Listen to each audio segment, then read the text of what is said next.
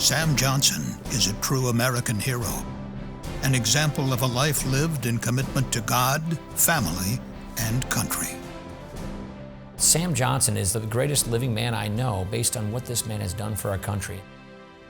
After growing up in Dallas and graduating from Southern Methodist University, Sam began his service to our country and his 29-year career in the United States Air Force. Sam has always been proud that he was chosen to fly the solo position for the world-renowned Air Force Thunderbird. Sam was the lead solo pilot for the U.S. Air Force Thunderbirds. Sam was a showman, and he still is, and during a low-level pass, he hit the sound barrier and shattered the windows of every car in every house within a 5-block radius. The wind changed after I took off. I didn't realize it, but I broke every window on the waterfront. The Air Force said, "Don't do that anymore." During the Korean War, Sam flew 62 combat missions. He was flying during the Korean War. Sam's plane was never as fast as his buddies. He always finished second, but one day he cheated and made sure his buddy got up there slower. That buddy was Buzz Aldrin, who walked on the moon. Sam always wanted to make life in the Air Force more fun for his colleagues. I was commander down at Homestead Air Force Base, and when we'd replace our crews, they'd bring a big airplane in, and we used to fill the thing up with lobsters and take them back to Homestead in Florida. One day, however, we filled the drop tank with lobsters, and the guy lost his engine on takeoff and jettisoned the tank right there. The lobsters were all over the runway, and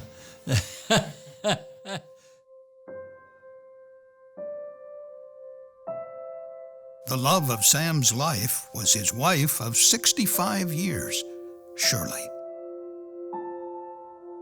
To see what a perfect example, what a great example of godly love that they have for each other, and really just the 65 years that they were married. You know, all the times too, riding home from dinner, he would call Shirley and he would say goodnight, and just seeing that love between the two of them always just meant so much.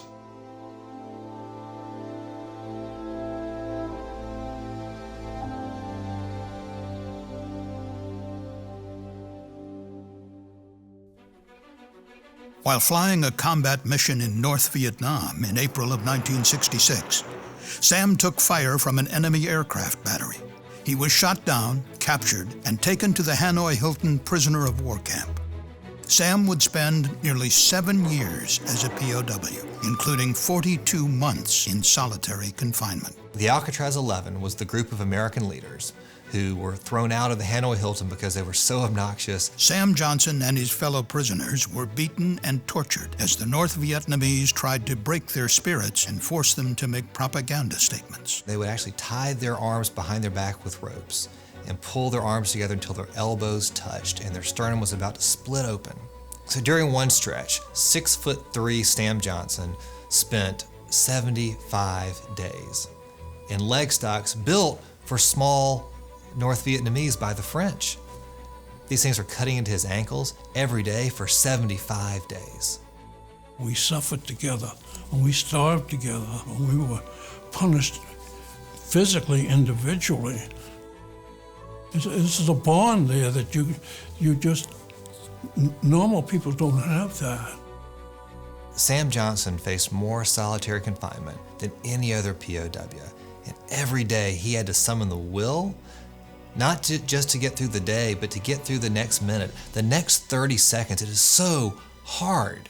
Sam was in solitary for more than 3 years. We put the camp on a hunger strike, and that's when he got out of solitary. He walked in the door, stood at attention, said, "Major Johnson reporting for duty," saluted Denton, and we had tears in our eyes. We grabbed each other, we were hugging him, and it was a very, very emotional experience. Imagine having no end in sight to your ordeal, but still being able to have the guts to refuse to do what your captors want you to do. Even though you know it's going to hurt, even though you know it's going to injure you, maybe for life, and in Sam's case, his hand still bears the scars of that torture. During his long stretches of solitary confinement, the only way Sam could communicate with his fellow prisoners was through tapping code on the walls. When we were in Alcatraz, even though we were in cells adjacent to each other, we still had to tap on the wall to talk. The tap code kept us alive, actually. That's how we got to know each other pretty well. Sam's faith is central to his life, and it sustained him during his darkest hours in captivity. It's so evident now, knowing him, that he is a man of faith. His love for Christ shines all the time. People that tell you the Lord's not there are wrong. He's there all the time, and you can feel him, you can sense him, you can talk to him, and I believe it. First flight home, they told us we couldn't take any whiskey or anything on the airplane with us. Well, a friend of mine's wife filled up 3 baby bottles with Mai Tais in them. Hell, I'm sitting there with these bottles of Mai Tai. I passed them around. We all drank Mai Tais on the way to San Francisco.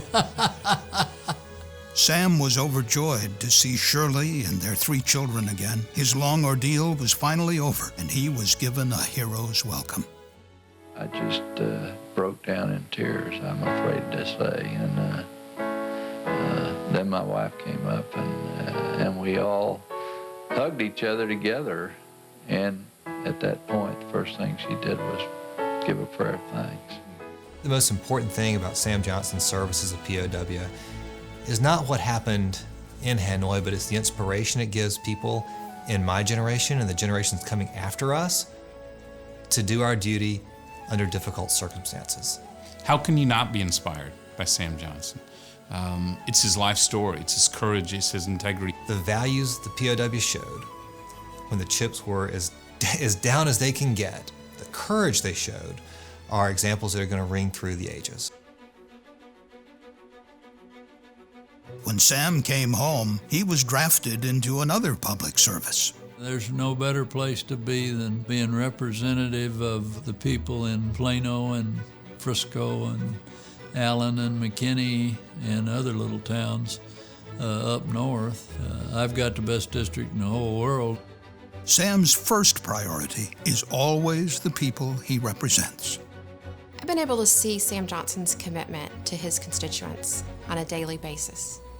He truly has a heart for service. When I was president, Sam was one of the few combat veterans in Congress. Because of his unique background, he served as a voice of reason when discussing our troops and our national defense. Always be proud of his impassionate plea before Congress to honor the sacrifice of our troops and help us win the war on terror. Today, let my body serve as a brutal reminder that we must not repeat the mistakes of the past. Instead, learn from them. We must not cut funding for our troops. We must stick by them. We must support them all the way. And to our troops, we must remain always faithful. God bless you all. I salute you and this Congress. Thank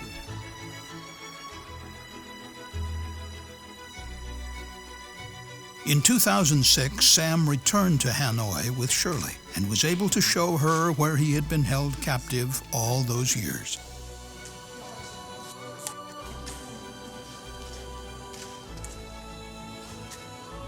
It was an emotional moment.